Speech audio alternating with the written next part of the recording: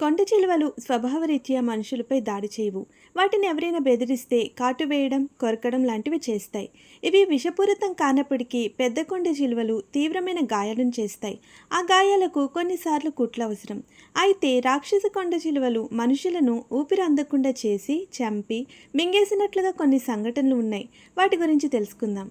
3 మీటర్లు ఉన్న బర్మీస్ కొండ చిలువ వెనిజులాలోని కారకస్లో పార్ట్ టైం ఉద్యోగి అనే విద్యార్థిని చంపేసింది. ఆ విద్యార్థి ఒక బయాలజీ స్టూడెంట్. ఈ సంఘటన 2008 ఆగస్టు 26న నైట్ జరిగింది.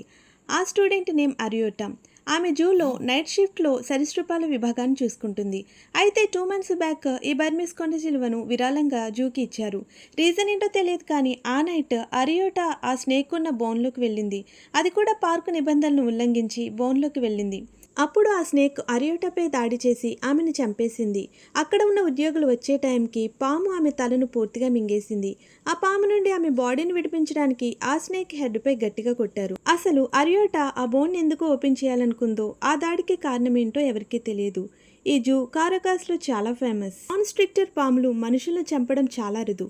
అయితే గత 20 ఏళ్లలో వీటి వల్ల డజను కంటే ఎక్కువ మరణాలు నమోదయ్యాయి. 2018 జూన్లో మలేషియాలోని వా టిబా అనే 54 years ఉన్న మహిళ తన గార్డెన్లో కూరగాయలు చూస్తుండగా ఆగ్నేషియాకు చెందిన 7 మీటర్ల రెటిక్యులేటెడ్ పైథాన్ దాడి చేసిందని నమ్ముతారు.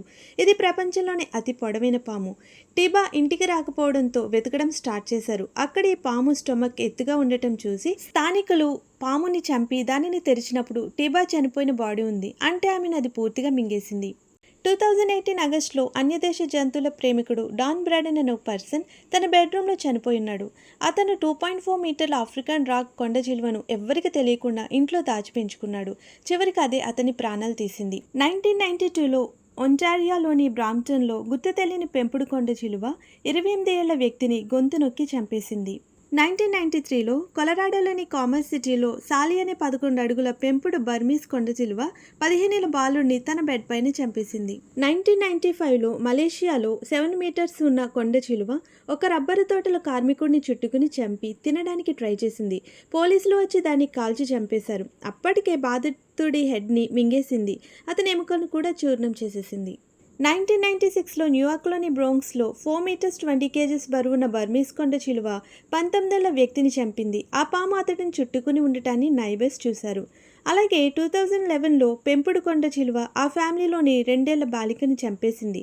అయితే ఆ కొండ చిలువ 1 month నుండి ఫుడ్ తీసుకోలేదని, ఈ పాపను తినే ప్రయత్నంలోనే చంపేసిందని విచారణలో తేలింది. 2013లో కెనడాలో చలికాలంలో వెచ్చదనం కోసం ఒక పెద్ద కొండ చిలువ 2 చిన్నారులను చుట్టుకోవడంతో వారు చనిపోయారు.